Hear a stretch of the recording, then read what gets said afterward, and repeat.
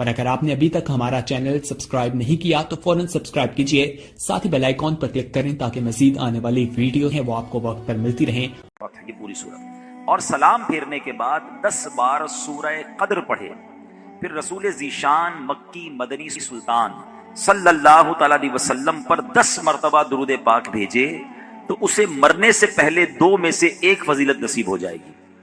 और ये जो 2 इनाम है ना, जिन दोनों में से कोई एक मिलेगी, ये दोनों ही बड़े कमाल के हैं। फरमाया या तो उस बंदे को ख्वाब में अल्लाह ताला का दीदार नसीब हो जाएगा, हाय हाय, और फरमाया दूसरी क्या है, या फिर दूसरी फजीलत उसको ये मिलेगी कि वो शब कदर को हासिल कर लेगा। तो दोनों ही समझ ले कमाल की फजीलतें हैं। तो जनाब पहली रात इंशाल्लाह मैं उम्मीद करता हूँ हमारी सोशल मीडिया की मजलिस इसका क्लिप बना के जल्दी हम उसको वायरल कर देंगे। तो रमजान की पहली रात इंशाल्लाह ये 2 रकातें पढ़नी है। मैं रिपीट कर देता हूँ, हर रकात में सूरह फातिहा के बाद एक मरतबा सूरह फतह, इज़ा जाअ नस्रुल्लाहि वल फतह, पूरी सूरत। और जब पूरी कर ले 2 रकात तो 10 बार सूरह कद्र, इन्ना अंज़लनाहु फी लैलतिल कद्र, ये पूरी सूरत। और उसके बाद 10 मरतबा दुरूद पाक पढ़ने हैं। सुभान अल्लाह, माह रमजान तो क्या आता है, बेड़ा पार हो जाता है, गुनाहगारों की बन आती है। अल्लाह इस रमजान की बरकतें हम सबको नसीब फरमाए। तो दुरूद पाक की क्या बात है, नियत कर लें इंशाअल्लाह कसरत के साथ दुरूद पाक पढ़ेंगे इंशाअल्लाह। नामे हजरत पे लाख बार दुरूद, बेअदद और बेशुमार दुरूद हमको पढ़ना खुदा नसीब करे, दम बदम और बार बार दुरूद।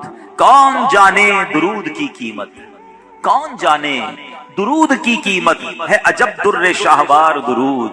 जो मुहिब्बे नबी है ए काफी, जो मुहिब्बे नबी है ए काफी, चाहिए उसको बार बार दुरूद।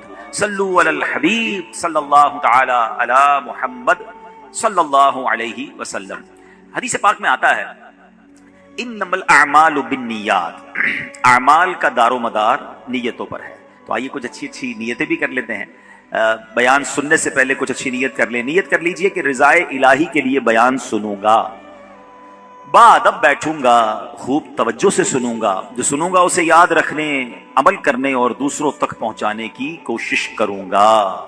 सुभान अल्लाह, सुभान अल्लाह। मेरे प्यारे इस्लामी भाइयों, एक मरतबा फिर माह गुफरान, नुज़ूल कुरान, रब के मेहमान माह रमजान की आमद आमद है। कुछ ही दिन के बाद ये ऐलान होगा, मुबारक हो, माह रमजानुल मुबारक का चांद नजर आ गया है। ये ऐलान सुनते ही इंशाअल्लाह आशिकाने रमजान के दिल खुशी से झूम उठेंगे, चेहरों पर ताजगी आ जाएगी, मस्जिदों की रौनक बढ़ जाएगी। तरावी का सिलसिला, फर्ज नमाजें, कोई नवाफिल की कसरत कर रहा होगा, कोई तिलावत कुरान का फैज उठा रहा होगा, सहरो इफ्तार की रौनकें होंगी। रोजाना बाद असर और बाद तरावी इंशाअल्लाह आलमी मदनी मरकज फैजान मदीना में 2 मदनी मुजाकरों की भी इंशाअल्लाह तरकीब होगी, उसकी भी बहारें होंगी। सुभान अल्लाह। क्या आप जानते हैं रमजान मुबारक कितना अजीम महीना है? जी हाँ, वो महीना तशरीफ ला रहा है जिसे हदीस पाक में सैयदुश्शहूर यानी तमाम महीनों का सरदार कहा गया। वो मुबारक महीना आ रहा है कि उसकी पहली रात से आसमानों के दरवाजे खोल दिए जाएंगे, फिर आखिरी रात तक, लास्ट नाइट तक वो दरवाजे बंद नहीं होंगे। जो इस महीने में एक सजदा करे उसे 1500 नेकियां लिखी जाती हैं और जन्नत में सुर्ख याकूत का घर बनाया जाता है। अल्लाह अकबर। समझ आ रही है बात? एक सजदे पर 1500 नेकियां और एक ही सजदे पर सुर्ख याकूत का जन्नत में घर। अब सोचें जो नफिल पढ़ते हैं, जो पूरी तरावी पढ़ते हैं, हर सजदे पर क्या कुछ हासिल कर रहे हैं। उन्हें सोचना चाहिए जो तरावी में सुस्ती कर जाते हैं, नवाफिल में सुस्ती करते हैं।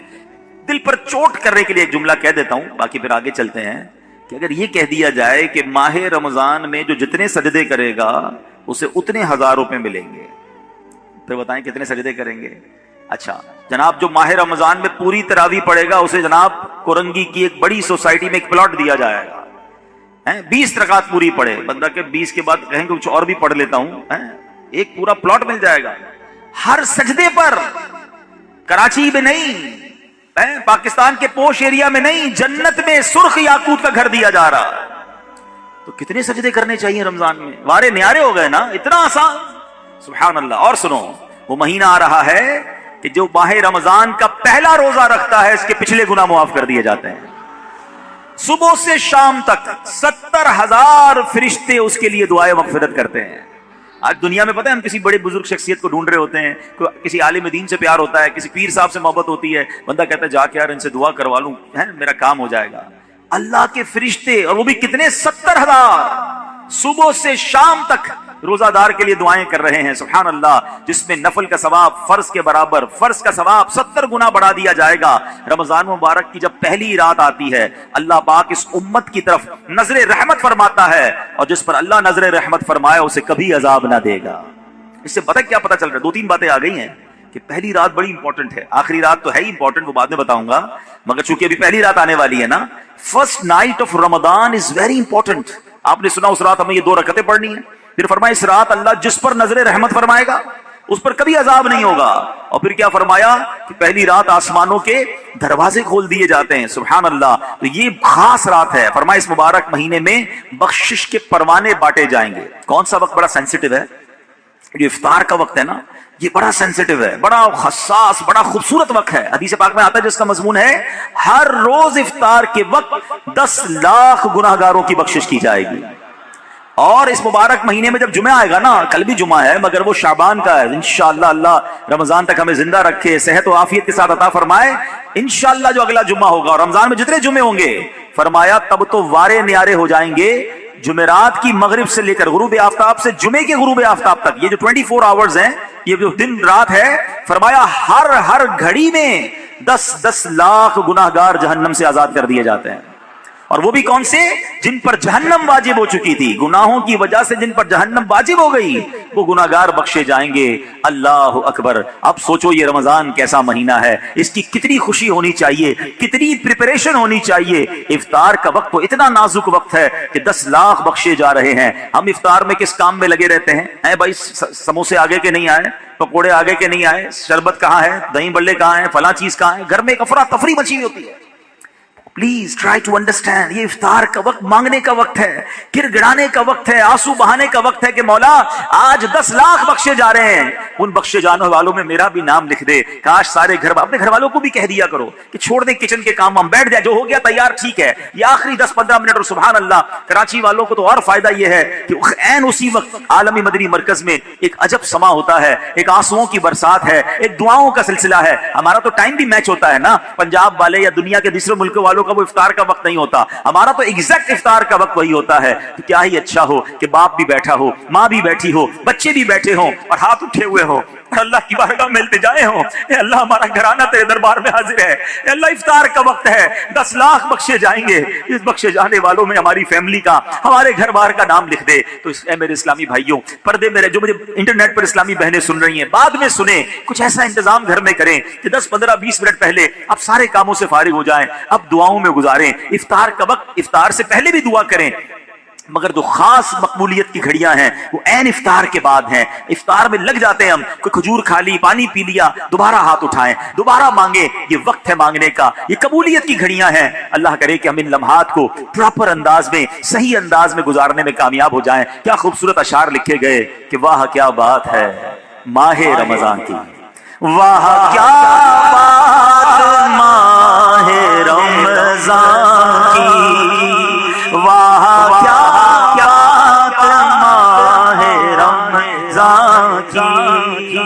آیا رمضان, آ گیا رمضان, واہ کیا بات ہے رمضان کی, جان رمضان پر میری قربان, واہ کیا بات ہے رمضان کی, فضل رب سے پھرا گیا رمضان, لوٹو رمضان کا لوٹ لو فیضان, واہ کیا بات ہے رمضان کی. انشاءاللہ وہ مہینہ آنے والا ہے, اپنے دل میں خوشی داخل کیجئے, پریپریشن کیجئے, تیاری کیجئے. آپ کے گھر پہ جیسا مہمان آتا ہے آپ ویسی تیاری کرتے ہیں نا, کوئی دور کا مہمان, نارمل مہمان, آپ نارمل سی تیاری کرتے ہیں. اسپیشل مہمان آپ اسپیشل تیاری کرتے ہیں. کچھ مہمان ایسے ہوتے ہیں جن کے آنے کے لیے انتظار ہوتا ہے, یقین نہیں آتا وہ ہمارے گھر آ رہے ہیں, بندہ گھر بھی سجاتا ہے، صفائی بھی کرتا ہے، خوشبو بھی لگاتا ہے، اچھے اچھے کھانے بناتا ہے، مہمان کی تیاری ہے نا. تو رمضان یہ رب کی طرف سے ہمارے لیے مہمان آ رہا ہے، ہماری بخشش کروانے آ رہا ہے. ہمیں اپنے آپ کو سجانا ہے، اپنے کردار کو سجانا ہے. اپنی صحت کا بھی اس لیے خیال رکھو کہ میں اب ایسے الٹے سیدھے کھانے نہ کھاؤں رمضان سے پہلے. پتہ ہے جس کی شادی ہونے والی ہوتی ہے تو دولہے کو لوگ کہتے ہیں بھائی ذرا خیال رکھنا، شادی والے دن ہی بیمار مت ہو جانا. ایک ہفتہ پہلے سے احتیاط کرواتے ہیں، زیادہ سفر نہیں کرواتے، زیادہ تھکن والا کام نہیں کرواتے. تو کیا ہی اچھا ہو کہ ماہ رمضان سے پہلے ہم اپنی صحت کا خیال رکھیں، تھوڑا سا ریسٹ کریں. مجھے روزے رکھنے ہیں، مجھے انشاءاللہ تراویحاں پڑھنی ہیں. اپنے کام کاج کو ماڈیفائی کریں. آپ بہت بیزی رہتے ہیں کاروبار میں، نوکری میں، تو کوشش کریں کہ کوئی ایسی ترتیب بنائے کہ میرا کچھ کام کم ہو جائے تاکہ میں روزے رکھ سکوں، میں عبادت کر سکوں. ساری زندگی پڑی ہے کام کرنے کے لیے. لیکن عجیب بات پتہ ہے کیا ہے؟ اس وقت دو قسم کی تیاریاں ہو رہی ہیں.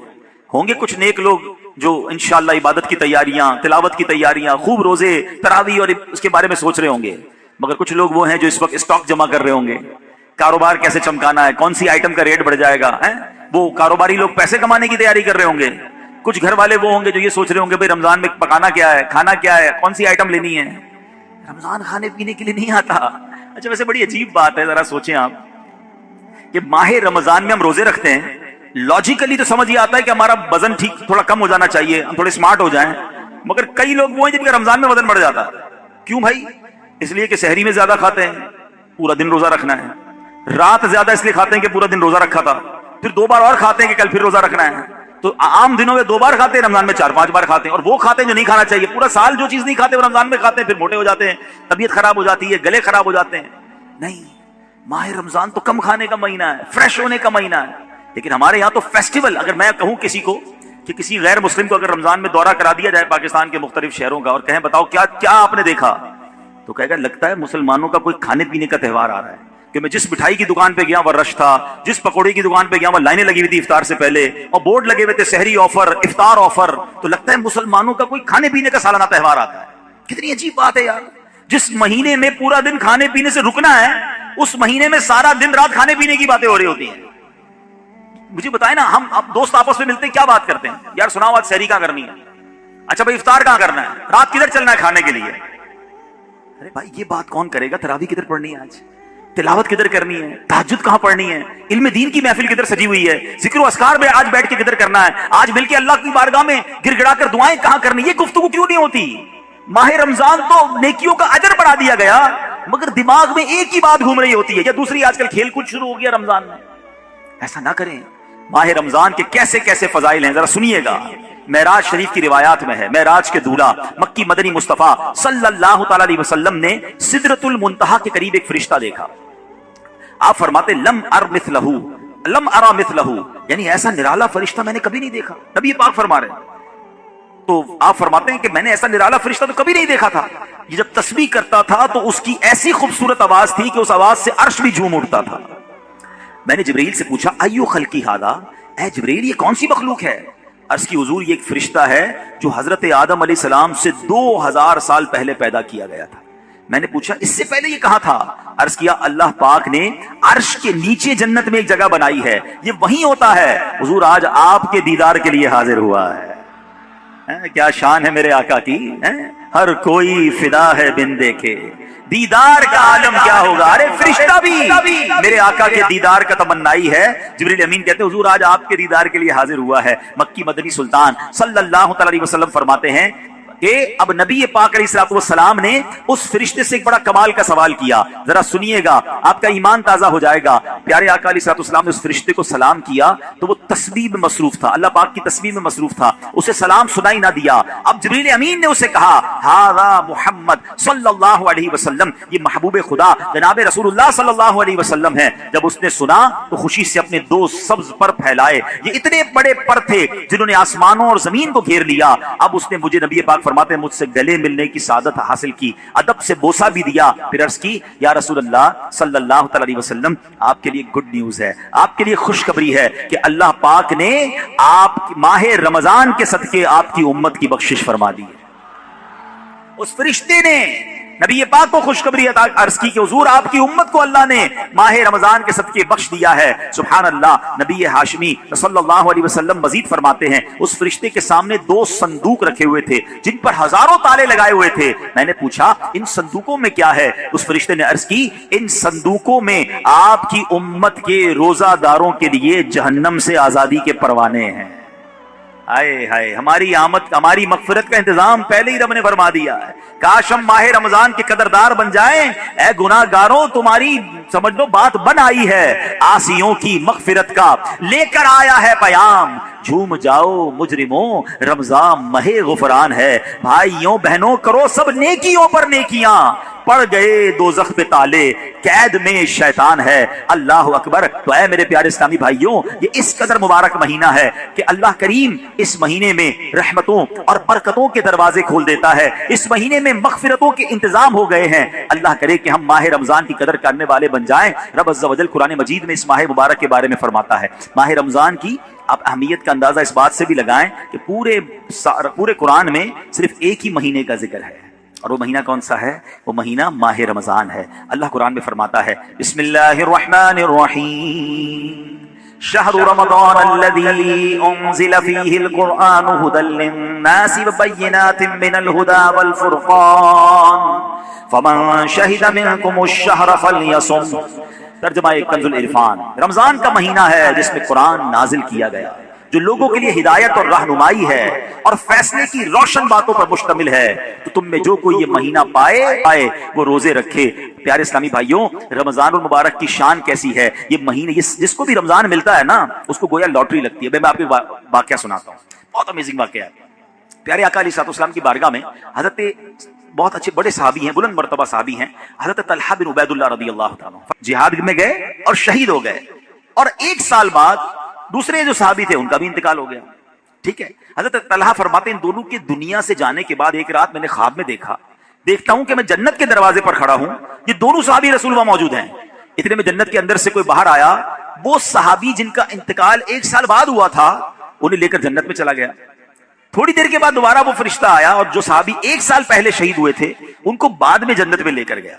अब बात समझ आ रही है? जो शहीद हुए, ज्यादा इबादत करते थे, वो बाद में जन्नत में गए, और जो 1 साल बाद जिनका इंतकाल हुआ, जो उतनी इबादत नहीं करते थे मगर वो जन्नत में पहले चले गए। अच्छा, कमाल देखो साहबा किराम रिज़वान का कि जो भी ख्वाब देखते थे, जो भी जहनों में सवाल होता था, डायरेक्टली नबी पाक अलैहिस्सलाम की बारगाह में आ जाते। उनके पास कैसी नेमत मौजूद थी कि इसका मसले का हल तो नबी पाक ने करना है। कहा हुजूर ये क्या माजरा है?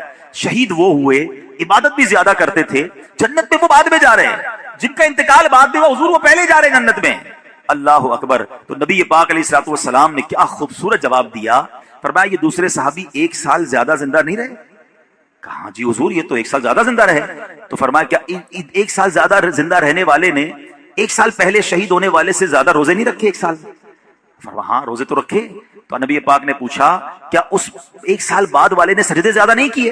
अर्ज़ किया जी हुजूर सजदे भी ज्यादा किए। तो नबी पाक ने फरमाया बस इसी वजह से इन दोनों के दरमियान जमीन और आसमान का फर्क है। बात समझ आ रही है? मोमिन और नेक आदमी की लंबी उम्र, ये उसके लिए बहुत बड़ी समझ लो फायदा है कि वो जितना जीता है उतने सजदे ज्यादा करता है, उतने रमजान उसे मिलते हैं। अभी 15 शाबान को नवाफिल पढ़े थे ना, 2 रकत ये भी तो थे ना कि अल्लाह हमें दराजी उम्र बिल खैर अता फरमा।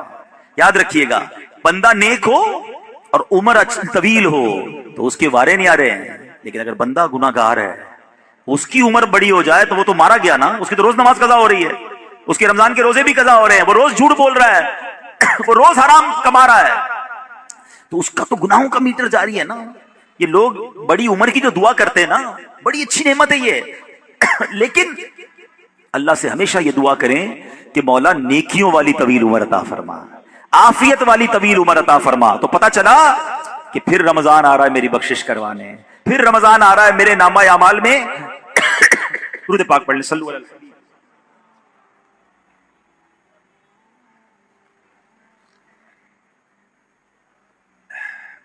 तो पता चला कि माह रमजान ये हमारे लिए बहुत बड़ा एहसान है। अल्लाह खैर से रमजान अता कर दे, इसको जाया ना होने देना, इसको खूब नेकियों में गुजारना। पिछले गुनाहों की माफी का एक और चांस दिया जा रहा है, مغفرت کا گویا ایک اور موقع آنے والا ہے. اللہ کرے کہ ہم اس کی قدر کرنے میں کامیاب ہو جائیں. یا خدا ہم عاصیوں پر یہ بڑا احسان ہے, یا خدا ہم عاصیوں پر یہ بڑا احسان ہے, زندگی میں پھر عطا ہم کو کیا رمضان ہے. یا الہی تو مدینے میں کبھی رمضان دکھا, یا الہی تو مدینے میں کبھی رمضان دکھا, مدتوں سے دل میں یہ عطار کے ارمان ہے. تو اے میرے پیارے اسلامی بھائیوں, کاش ماہ رمضان کی ہم قدر کرنے میں کامیاب ہو جائیں. آپ کو معلوم ہے ماہ رمضان جب ماہ رمضان آتا تھا نا تو میرے آقا اس کا بھرپور استقبال فرماتے تھے. انشاءاللہ دعوت اسلامی کی طرف سے آج امید ہے کہ نگران شورا اور پھر پرسوں امیر اہل سنت ایک نرالا انداز استقبال کا اعلان کرنے والے ہیں. میں نہیں چاہتا میں پہلے اعلان کروں, ہمارے بزرگوں سے وہ اعلان آ جائے گا تو آپ سب کو پتہ چل جائے گا. ویسے تو انشاءاللہ جیسے میں نے کہا کہ اس نیت سے گھر کی صفائی کرنا, گھر میں خوشبو لگانا, اچھا لباس پہننا ہے, خوشی کا اظہار کرنا, ایک دوسرے کو مبارکباد دینا, یہ بھی بہت ضروری ہے. دیکھیے ہمیں اگر اپنی آنے والی نسلوں تک یہ بات باقی رکھنی ہے کہ رمضان کی اہمیت رہے, ہمارے بچوں کو پتہ چلے, انہیں سارا سال انتظار رہے, تو ہمیں بھی ماہ رمضان کو سیلیبریٹ کرنا چاہیے. نبی پاک کیا کرتے, میرے آقا جب چاند نظر آتا نا سبحان اللہ, تو پیارے آقا علیہ الصلوۃ والسلام قبلے کی طرف رک کر کے یوں دعا مانگتے. ذرا دعا دیکھیے گا کون سی ہے. آقا کی دعا کیا ہوتی, اللہم احلہ علینا بالامن والامانہ والسلامۃ والعافیۃ المجللۃ ودفاع الاسقام والعون علی الصلاۃ والصیام والقیام وتلاوۃ القرآن. اللہم سلمنا لرمضان وسلمہ منا حتی ینقضی وقد غفرت لنا ورحمتنا وعفوت عنا. اے اللہ اس چاند کو ہم پر امن و امان, سلامتی, مکمل عافیت اور بیماریوں سے حفاظت کا ذریعہ بنا, اور نماز, روزے, عبادت اور تلاوت قرآن پر مدد کا سبب بنا. اے رب کریم ہمیں رمضان کی وجہ سے سلامتی عطا فرما, یعنی اسے ہمارے لیے سلامتی والا بنا اور اسے ہم سے سلامتی عطا فرما, یہاں تک کہ جب یہ رخصت ہو تو تیری مغفرت و رحمت اور عفو درگزر ہمارا یقینی مقدر بن چکا ہو. سبحان اللہ. تو پتا چلا رمضان مبارک کی آمد پر خوشخبریاں دینا, لوگوں کو مبارکباد دینا, یہ اچھا کام ہے. انشاءاللہ اگر ہم رمضان کی آمد کی خوشی بنائیں گے, اللہ کی رحمت جوش میں آئے اور کاش ہم جنت کے حقدار بن جائیں. مگر ایک احتیاط اس میں کرنی ہے, جب بھی رمضان آتا ہے نا تو ایک بڑا عجیب سا میسج وائرل ہوتا ہے. کیا وائرل ہوتا ہے؟ حدیث پاک میں ہے کہ جس نے سب سے پہلے آمد رمضان کی مبارک دی اس کے لیے جنت واجب ہو جاتی ہے. ایسی کوئی حدیث ہمارے آقا مکی مدنی مصطفیٰ صلی اللہ تعالی علیہ وسلم سے ثابت نہیں ہے, نہ ہی رمضان کے بارے میں نہ ہی کسی مبارک مہینے کے بارے میں. ایسے جھوٹے میسجز کو آگے بڑھانا نہیں چاہیے. جو بھی آپ کو میسج بھیجے اس کو محبت کے ساتھ سمجھائیں کہ ایسی کوئی حدیث نہیں ہے. حدیث پاک ذرا غور سے سن لیں, جو ہر میسج آگے فارورڈ کر دیتے ہیں نا, پہلے چیک تو کریں یہ حدیث ہے بھی کہ نہیں. ہم کہیں جھوٹی حدیث یا جھوٹی بات پھیلانے کا سبب تو نہیں بن رہے. حدیث پاک سنیے گا, من کذب علی متعمدا فلیتبوأ مقعدہ من النار. آقا فرماتے جس نے مجھ پر جان بوجھ کر جھوٹ باندھا, مثلا نبی پاک علیہ الصلوۃ والسلام نے کوئی بات فرمائی نہیں تھی اور یہ کہہ دیا کہ پیارے آقا علیہ الصلوۃ والسلام کی حدیث ہے, تو ایسا بندہ اپنا ٹھکانہ جہنم میں بنا لے. تو بالکل بھی لوگ اچھا یہ تو عجیب ہے نا, کہیں بیٹھے اللہ قرآن میں یہ فرماتا ہے بھائی, قرآن میں آیا ہے, کدھر آیا ہے بھائی یہ اس کو بھی نہیں پتا ہے, حدیث میں یہ بات آئی ہے بھائی, کون سی حدیث کس کتاب ہے پتا کچھ نہیں ہے, اپنی طرف سے بولی جا رہے ہیں. بھائی کس نے کہا ہے آپ کو قرآن میں آیا ہے, حدیث میں آیا ہے, آپ کو جو پتا نہیں ہے, آپ کو یاد نہیں ہے, اتنا سخت معاملہ ہے نبی پاک کی طرف جھوٹ باندھنا ہے. آقا نے کیا فرمایا, اپنا ٹھکانہ جہنم بنایا. تو آپ کہہ دیں میں نے کہیں پڑھا ہے, ہو سکتا ہے میں نے کہیں سنا ہے. قرآن اور حدیث کی بات کرتے تو لرزہ آ جانا چاہیے. ایک زبر زیر پیش کا ہم فرق نہیں کر سکتے قرآن میں. جناب اللہ نے قرآن میں یہ فرمایا, تم کو نہیں پتا قرآن میں یہ ہے, بحث کریں گے اور قرآن کو بیچ میں لے آئیں گے. یہ ہماری خواتین بھی بہت کرتی ہیں. تو مہربانی کر کے اس سے توبہ کریں, اور ان معاملات میں جب تک آپ کے سامنے, آپ دیکھیں آج کروڑوں لوگوں کی تقدیریں بدلنے والے, لاکھوں ہزاروں حافظ اور عالم بنانے والی شخصیت امیر اہل سنت, نہ جانے کتنی ہزاروں ان کو حدیثیں یاد ہوں گی, کتنی روایتیں اور آیتیں یاد ہیں, مگر آج بھی آپ مدنی مذاکرے میں دیکھیں یہ کیوں, یہ ہماری تربیت کے لیے کہ وہ پہلے قرآن کی کوئی آیت پڑھنی ہے تو لکھا ہوا سامنے لاتے ہیں, حدیث پڑھنی ہے تو پورا پڑھ کے سناتے, تاکہ ایگزیکٹلی وہی لفظ لوگوں کے سامنے جائے جو نبی پاک کے مبارک دہن مبارک سے نکلا ہے. میارے آقا علیہ الصلوۃ والسلام کا ہر وہ لفظ جو نبی پاک کی زبان اقدس سے نکلا ہے, وہ چونکہ چنانچہ جیسا کہ کر کے نہیں, ایگزیکٹلی وہ بیان کرنے کی کوشش کرتے ہیں. اور یہ تربیت ہے دنیا بھر کے دعوت اسلامی والوں, بلکہ میں کہتا ہوں ساری دنیا کے مسلمانوں کے لیے, کہ بات کس کی کر رہے ہو یار, کس کی زبان سے وہ جملہ نکلا ہے, آپ کو پتا ہے؟ پوچھو میرے اعلیٰ حضرت سے وہ زبان کیسی ہے, اس کی گفتگو کیسی ہے. میرے رضا کہتے ہیں وہ دہن جس کی ہر بات وحی خدا, وہ دہن جس کی ہر بات وحی خدا، چشمہ علم و حکمت پہ لاکھوں سلام، وہ زبان جس کو سب کن کی کنجی کہیں، اس کی نافذ حکومت پہ لاکھوں سلام۔ تو ہماری آپ کی جرت نہیں ہونی چاہیے کہ حدیث میں اپنی طرف سے حاشیے لگائیں، اپنی طرف سے معاذ اللہ قرآن پاک کے بارے میں بعض اوقات تو یہ بات ایمانیات پر آ جائے گی اگر اپنی طرف سے کوئی بات ایڈیشن کر رہا ہے، تو بڑے احتیاط کی حاجت ہے۔ البتہ ماہ رمضان ایک اور خوبصورت آیت سنیے گا، اس میں قرآن پاک نے جو ہم پر رمضان کے روزے فرض کیے گئے نا، اس کا ریزن بیان کیا۔ یعنی ہماری شریعت ہم سے چاہتی کیا ہے؟ روزے تو ہم برسوں سے رکھ رہے ہیں، بچپن سے روزے رکھ رہے ہیں، کئی ایسے یہاں ایسے ہوں گے، لیکن اس روزے سے میں حاصل کیا کرنا ہے؟ قرآن کیا فرماتا ہے سنو، اللہ قرآن میں فرماتا ہے یا ایھا الذین آمنوا کتب علیکم الصیام کما کتب علی الذین من قبلکم، اے ایمان والو تم پر روزے فرض کیے گئے جیسے تم سے پہلے لوگوں پر فرض کیے گئے تھے، مگر آگے ریزن بتایا گیا کیوں کیے گئے، لعلکم تتقون، قرآن کہتا ہے تاکہ تم پرہیزگار بن جاؤ۔ آج سمجھ لیں، میں اس موضوع کو تھوڑا اور مزید ڈیفائن کروں گا کہ روزے فرض ہونے کی وجہ قرآن نے کیا بیان کی، لعلکم تتقون، تاکہ تم پرہیزگاری اختیار کرو، تم پرہیزگار بن جاؤ۔ اس آیت کریمہ میں جو روزے کی اعلیٰ ترین حکمت اور بہت بڑا فائدہ بیان کیا گیا، ایکچولی اس میں چھپا ہوا ہے لعلکم تتقون، تاکہ تم پرہیزگار بن جاؤ۔ اے میرے پیارے اسلامی بھائیوں، پتا چلا کہ مبارک مہینہ ہے جس میں ہمیں تقوی حاصل کرنا ہے۔ آپ نے علماء کرام کا بیان سنا ہوگا، بعض علماء کہتے ہیں الحمدللہ رب العالمین والعاقبۃ للمتقین، اس کا معنی پتہ ہے؟ ہائے ہائے، یقین کریں کبھی کبھی خطبہ ہی ہلا دیتا ہے یہ جملہ اگر سمجھ آ جائے نا کہ تمام تعریفیں اس رب کے لیے ہیں جو عالمین کا رب ہے، والعاقبۃ للمتقین، جو آخرت ہے نا، جو بعد والی زندگی ہے وہ ہے ہی متقین کے لیے، تو ہم کدھر جائیں گے اگر ہم متقین نہیں ہیں، متقیوں میں نہیں ہیں، تو پھر ہمارا کیا بنے گا؟ اب ذرا غور کیجئے، تقوی یہ بڑی کمال کی نعمت ہے، آسان نہیں ہے، مگر سبحان اللہ رمضان کا روزہ جو ہے وہ ہمیں متقی بنانے آیا ہے۔ قرآن کہتا بھی یہی ہے لعلکم تتقون، تاکہ تم پرہیزگار بن جاؤ، متقی بن جاؤ۔ سبحان اللہ، تقوی کتنی بڑی دولت ہے۔ حضرت ابو سعید خدری رضی اللہ تعالیٰ عنہ سے روایت ہے، رسول اکرم نور مجسم شفیع معظم صلی اللہ علیہ وسلم نے ایک صحابی کو نصیحت کرتے ہوئے فرمایا علیک بتقوی اللہ فانہ جماع کل خیر، تم پر تقوی لازم ہے کہ بے شک تقوی تمام بھلائیوں کا مجموعہ ہے، تمام بھلائیوں کا کمبینیشن کیا ہے؟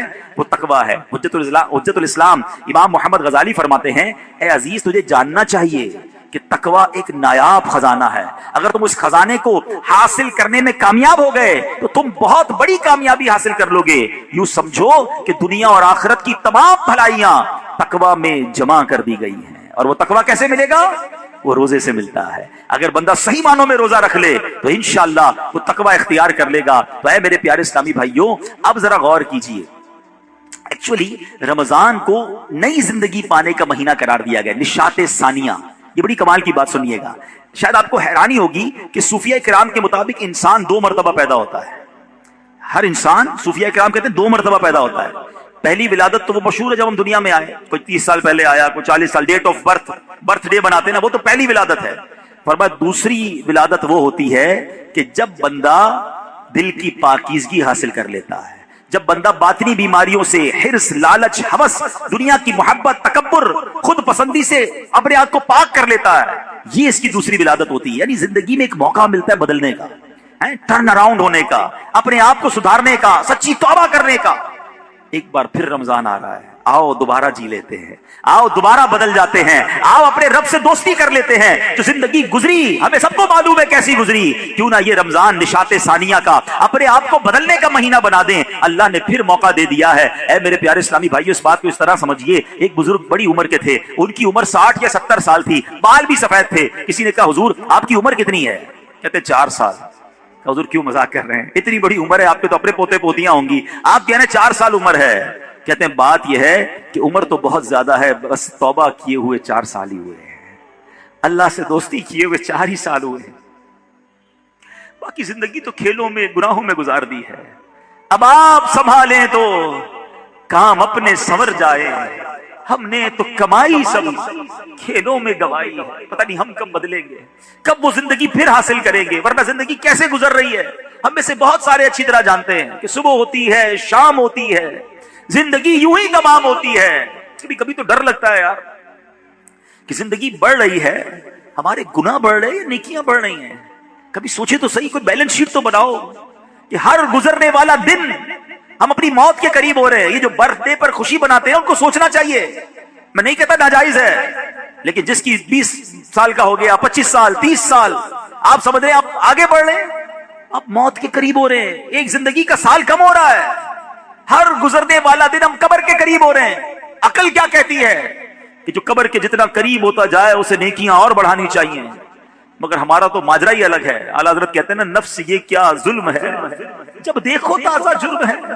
نفس یہ کیا ظلم ہے جب دیکھو تازہ جرم ہے. نہ تمام کے سر پہ اتنا بوجھ بھاری, واہ واہ.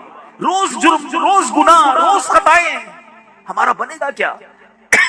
تو کتنی کمال کی بات بزرگ نے کہی کہ میری عمر تو 4 سال ہے, کیونکہ اس سے پہلے والی زندگی تو میں شمار ہی نہیں کرتا ہوں.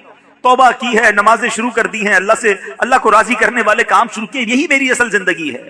تو اے میرے پیارے اسلامی بھائیوں, کاش ہمیں یہ بات سمجھ آ جائے اور ہم توبہ کرنے والے بن جائیں. اللہ پاک کے نبی حضرت عیسیٰ علیہ نبینا علیہ الصلوۃ والسلام کا فرمان ہے, لن یلج ملکوت السماوات من لم یولد مرتین, یعنی جو بندہ 2 مرتبہ پیدا نہیں ہوتا وہ آسمانی بادشاہت میں داخل نہیں ہو سکتا.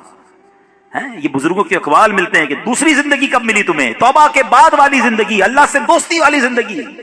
اے شراب پینے والو, اے نماز قضا کرنے والو, اے حرام کام کرنے والو, اے چھپ چھپ کر گناہ کرنے والو, اے چوری کرنے والو, اے ڈاکہ ڈالنے والو, اے ماں باپ کو ستانے والو, کب تک گناہ کرو گے؟ آؤ وہ مہینہ آ رہا ہے جس مہینے میں ہمیں رب سے دوستی کرنی ہے, جس مہینے میں ہمارے دشمن, ارے ہمیں بہکاتا کون ہے؟ ابلیس نا, شیطان. اسی شیطان کو تو رمضان میں بند کر دیا جاتا ہے. کتنا ہمارے لیے کام آسان ہو گیا, بہکانے والا ہی بند ہے. اب تو توبہ کر لو, اب تو رب سے دوستی کر لو, اب تو اپنی لائف کو ریوائیو کر کے نشاط ثانیہ ایک نئی زندگی حاصل کر لو کہ چلو اس رمضان سے پہلے والی زندگی دوسری, اور اب زندگی الگ ہے. اب اللہ کی رضا والی زندگی, اب سجدوں والی, اب نماز والی, اب حلال والی زندگی ہوگی. آپ نے 2 صحابی کے واقعات سنے, 1 سال زندہ رہے زیادہ, وہ شہید سے آگے بڑھ گئے کیونکہ وہ 1 سال انہوں نے سجدوں میں, نمازوں میں, روزوں میں گزارا. ہمارا ہر سال ہمارے نہ جانے کتنے گناہوں میں اضافہ کرتا ہوگا. ہمیں یہ غور کرنا چاہیے. کاش اب زندگی کو بدلنے میں کامیاب ہو جائیں. حدیث پاک میں فرمایا, ان لکل شیء بابا وان باب العبادۃ الصیام, بے شک ہر چیز کا دروازہ ہوتا ہے اور روزہ عبادت کا دروازہ ہے. تو اے میرے پیارے اسلامی بھائیوں, کاش ہم روزے کی اہمیت کو سمجھیں. ہمارا ایک اور بڑا پرابلم ہے, ہم نے روزے کا نام بس بھوکا پیاسا رہنے کو سمجھ لیا ہے. لوگ جناب, ہمارے یہاں تو ایسے بھی لوگ پائے جاتے ہیں, بات آپ کو عجیب لگے گی. میں بہت چھوٹا تھا, ہمارے علاقے میں جب لوگ ساری رات جاگتے ہیں تو ایک صاحب کے بارے میں کسی نے عذرائے مذاق کہا کہ یہ صاحب بھونپو تو بھونپو روزہ رکھتے ہیں. میں نے کہا یہ کون سا روزہ ہوتا ہے؟ ہم جب چھوٹے تھے, اب تو پتہ نہیں وہ سائرن بجتے ہیں, بھونپو کہتے تھے اس کو, سحری کا سائرن تو افطار کا سائرن. میں نے کہا یہ کون سا روزہ ہے؟ تو ساری رات جاگتے ہیں, سحری کر کے سو جاتے ہیں اور اب افطار میں جا کے اٹھتے ہیں. تو نہ ظہر پڑی نہ عصر پڑی, مغرب کا بھی پتہ نہیں ہے. یہ کون سا روزہ ہے؟ صرف جب بھوکا پیاسا ہی رہنا ہے. فلمیں ڈرامے دیکھ رہے ہیں لوگ, موبائل پہ گیمز چل رہی ہیں, میوزک چل رہا ہے. ہم کیوں رمضان کی نہیں سمجھ رہے؟ روزہ کس چیز کا نام ہے؟ دیکھو یہ کیسے بندے کو پلٹا دیتا ہے اگر صدق کے دل کے ساتھ روزہ رکھا جائے. حضرت شیخ ابو بکر شبلی کا واقعہ سنیے گا, 3ری صدی کے بزرگ ہیں. کہتے ہیں اپنی زندگی کا ایک حیرت انگیز واقعہ بیان کیا آپ نے.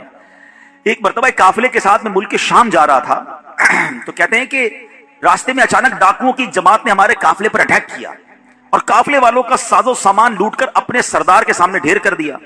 جانچ پڑتال کرنے لگے, ایک شخص کے سامان سے بہت ساری شکر اور بادام نکلے. ڈاکو تو ڈاکو ہوتے ہیں. انہوں نے جناب کہا چلو مال بھی ملا اور پیسے کھانا بھی ملا, تو سب نے شکر اور بادام کھانا شروع کر دی. مگر میں نے دیکھا کہ ڈاکو کا سردار کھا نہیں رہا کچھ. شیخ ابو بکر شبلی کہتے ہیں بھائی تم کیوں نہیں کھا رہے؟ لوٹ تو لیا ہے, سب کھا رہے, تم خاموش ہو. تو کہتا ہے میرا روزہ ہے. شیخ ابو بکر شبلی کہتے ہیں کہ ایک طرف تو لوگوں کا مال لوٹ رہے ہو, لوگوں سے پیسے لوٹ رہے ہو, اور تم روزہ بھی رکھے ہوئے ہو, یہ کیا بات ہوئی؟ تو کیا کہتے ہیں, وہ ڈاکو کا سردار کہتا ہے کہ اللہ پاک سے صلح کے لیے کوئی راہ بھی تو باقی رکھنی چاہیے نا. مجھے پتا ہے میں غلط کر رہا ہوں, مگر رب کو راضی کرنے کے لیے کوئی راستہ تو باقی رکھوں نا. اللہ اکبر. وہ کہتے ہیں مجھے تو, شیخ ابو بکر شبلی کہتے ہیں میں تو بات بھول گیا, مگر کچھ عرصے کے بعد میں نے مکہ مکرمہ میں اسی ڈاکوؤں کے سردار کو دیکھا. اس کے چہرے پر عبادت کا نور تھا, مجاہدات کی وجہ سے اس کا جسم کمزور پڑ چکا تھا, وہ احرام باندھے طواف کعبہ میں مصروف تھا. اسی حالت میں دیکھ کر مجھے ایک بار پھر حیرت ہوئی. میں نے ان سے پوچھا تم وہی نہیں جو ڈاکوؤں کے سردار تھے؟ کہتے ہیں ہاں, بات یہ ہے کہ میں وہی ہوں, اور سنیے اسی روزے نے میری اللہ پاک سے صلح کروا دی ہے. یہ روزہ عبادت کا دروازہ ہے, اس کی اہمیت کو سمجھنا ہے. روزہ رکھ کر جو لوگ گناہ کر رہے ہیں، رمضان کی راتوں میں جو گناہ کر رہے ہیں، خدا نہ ایسا نہ کریں. اور آئیے گناہوں بھری زندگی سے ہمیں اپنے آپ کو بدلنا ہے. صحابی رسول حضرت جابر بن عبداللہ کا کمال کا فرمان ہے. میں نے خود زندگی میں پہلی بار یہ جو جملہ پڑھا، لیکن کیا کمال کی بات آپ فرماتے ہیں. آپ فرماتے لا تجعل یوم صومک و یوم فطرک سواء. فرماتے تمہارے روزے کا دن اور بغیر روزے کا دن ان دونوں کو ایک جیسا مت رکھو. بات بڑی پتے کی ہے. تم بغیر روزے کے جیسے ہوتے ہو، روزے میں بھی ویسے ہی ہو. روزے کا دن الگ ہونا چاہیے، اس دن عبادتیں زیادہ ہونی چاہیے، اس دن گناہوں سے بدلنا ہونا چاہیے، اس دن میرے اندر اور تبدیلی آنی چاہیے. کاش آنکھوں کا روزہ ہو کہ میری آنکھیں حرام نہ دیکھیں. کاش زبان کا روزہ ہو کہ میری زبان جھوٹ نہ بولے، کسی کا دل نہ دکھائے. کاش میرے ہاتھ بھی روزے میں ہوں، یہ ہاتھ کسی ظلم کی طرف نہ بڑھیں. کاش میرے پیر بھی روزے والے ہوں، یہ پیر مجھے کسی حرام کے اڈے کی طرف نہ لے جائیں. اللہ کرے کہ صرف بھوکا پیاسا نہیں، ہم اپنے پورے جسم کا روزہ رکھیں، اپنے کردار کا روزہ رکھیں، میری ذات سے کسی کو تکلیف نہ پہنچے. اور سچی بات بتاؤں، روزہ تو بہت سارے لیسن دیتا ہے. تقوی کی بات ہو رہی ہے نا، ایکچولی تقوی کی شاندار پریکٹس بھی ہمیں روزہ کرواتا ہے. مجھے بتائیے، جب ہم روزہ رکھتے ہیں اور افطار کا وقت قریب آنے والا ہوتا ہے، لاکھوں کروڑوں لوگ روزہ رکھتے ہیں پوری دنیا میں. اب دیکھیں تو اربوں لوگ روزہ رکھتے ہیں. کوئی ایک اسلامی بھائی، بچہ بچی مجھے بتا دیں، اسلامی بھائی اسلامی بہن، کہ جو روزے سے پہلے چپکے سے گھر میں جائے، کوئی دیکھنے والا نہ ہو اور کچھ کھانا پینا کھا لے. آپ کے ساتھ کئی بار ایسا ہوا ہوگا کہ افطار سے پہلے آپ گھر گئے ہوں گے، گھر میں کوئی نہیں ہے، آپ نے فریج کھولا ہوگا، کوئی ٹھنڈا شربت پڑا ہوا ہے، فروٹ کٹا ہوا ہے، گھر میں پانی کا جگ بھی پڑا ہوا ہے، آپ کو پیاس بھی لگ رہی ہے، گھر میں کوئی بھی نہیں ہے، کوئی ایک ایسا ہے جس نے چپکے سے پانی پی لیا ہو. جب کوئی نہیں دیکھ رہا، بھائی کیوں نہیں پیا آپ نے؟ تو آپ کیا جواب دیں گے؟ کون دیکھ رہا ہے؟ اللہ دیکھ رہا ہے. ایسا ہی ہے نا. اچھا یہ تو چلے کھانے پینے کی بات ہے. ہم افطار سے پہلے عصر کی نماز پڑھ رہے ہیں، حلق خشک، تھکے ہارے، وضو خانے پر گئے، وضو کر رہے ہیں. جب کلی کرتے ہیں تو ہمارے منہ میں پانی آ چکا ہے. منہ اور حلق میں کتنا فاصلہ ہے؟ 1 انچ کا بھی فاصلہ نہیں ہے. کوئی دیکھ بھی نہیں سکتا کہ میں نے کلی کر کے پانی کتنا باہر نکالا، کتنا اندر ڈال دیا. تو ایک آدھا گھونٹ پی لو بھائی، کسی کو نہیں پتا چلے گا. تو آپ کیا جواب دیں گے؟ کون دیکھ رہا ہے؟ جواب ذرا بلند آواز سے دو نا. کون دیکھ رہا ہے؟ کمال کی بات ہے. دیکھو روزہ کیسی شاندار پریکٹس کرا رہا ہے. میں اکیلا ہوں، کھا پی اس لیے نہیں رہا ہوں کہ اللہ دیکھ رہا ہے. اور آپ کو پتا یہی کھانا پینا سحری کا وقت ختم ہونے سے پہلے بھی حلال، افطار کا وقت ہو گیا اس کے بعد پھر حلال. صرف اس ٹائم میں نہیں کھا پی رہا. حلال چیزیں تھی، روزے کی وجہ سے بعد میں رک گیا. تو جو رب تمہیں کھاتے پیتے دیکھ رہا ہے وہ حرام کام کرتے نہیں دیکھتا. آپ سوچیں، یہ شاندار ہم ہر سب جتنے مسلمان پریکٹس کرتے ہیں رمضان میں، بالکل پکی پریکٹس ہوتی ہے. اللہ دیکھ رہا ہے اس لیے نہیں کھاؤں گا. اللہ دیکھ رہا ہے پھر فلم کیوں دیکھتے ہو؟ اللہ دیکھ رہا ہے پھر حرام کیوں دیکھتے ہو؟ اللہ دیکھ رہا ہے تم جھوٹ کیوں بولتے ہو؟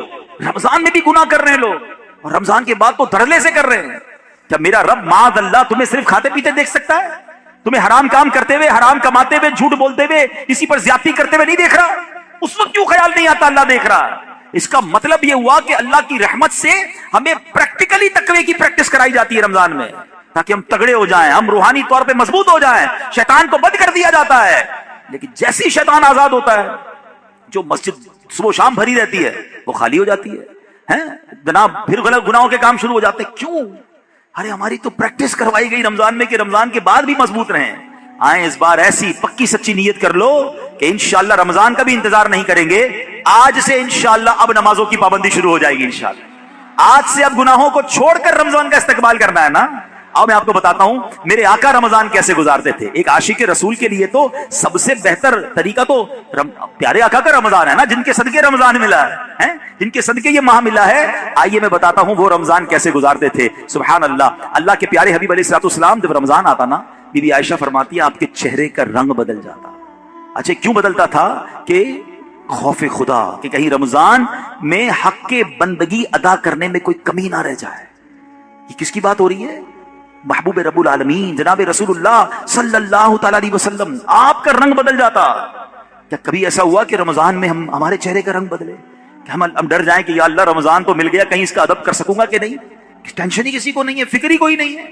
نبی پاک کا یہ انداز تھا. پھر پیارے آقا علیہ الصلوۃ والسلام، اچھا پھر جو رمضان کی بے حرمتی کرتے ہیں نا، جو رمضان کی راتوں میں گناہ کرتے ہیں، ماد اللہ رمضان کی قدر نہیں کرتے، وہ بھی ذرا ایک واقعہ سن لیں. علامہ ابن جوزی رحمۃ اللہ تعالی لکھتے ہیں اللہ پاک کے آخری نبی رسول مقبول علیہ الصلوۃ والسلام نے فرمایا میرے پاس جبریل امین حاضر ہوئے. عرض کی یا رسول اللہ صلی اللہ تعالی علیہ وسلم، قیامت میں ایک نوجوان کو لایا جائے گا، وہ غمگین ہوگا، رو رہا ہوگا، فرشتے اس کو لوہے کے گرزوں یعنی آئرن راڈ سے اسے ہانک رہے ہوں گے. وہ نوجوان 1000 سال تک الامان الامان پکارتا رہے گا لیکن اس کو امان نہیں دی جائے گی. پھر اس نوجوان کو 1000 سال کے بعد رب قہار کی بارگاہ میں پیش کیا جائے گا. اللہ پاک فرشتوں کو حکم دے گا کہ اسے منہ کے بل جہنم میں ڈال دو. جبریل امین کا بیان سن کر رسول اکرم صلی اللہ تعالی علیہ وسلم نے فرمایا اے جبریل یہ کون ہوگا؟